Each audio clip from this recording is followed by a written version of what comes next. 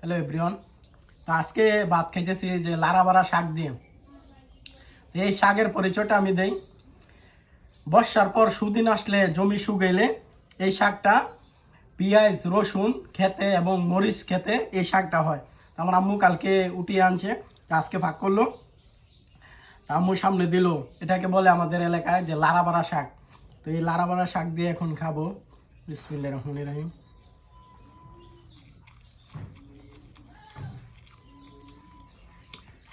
Most বাঙালি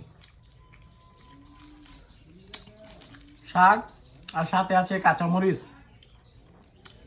শাক হলো শরীরের জন্য অনেক ভালো, স্বাস্থ্যের জন্য অনেক উপকার। শাকে অনেক ভিটামিন এবং অনেক পুষ্টিকর একটা খাবার এই শাক। আমাদের দেশ গ্রামে অহরহর করে এই শাক পাক করে, এবং কি এই শাকটা অনেক আমাদের এলাকার মানুষ, অনেক মানুষই পছন্দ করে এই শাকটা।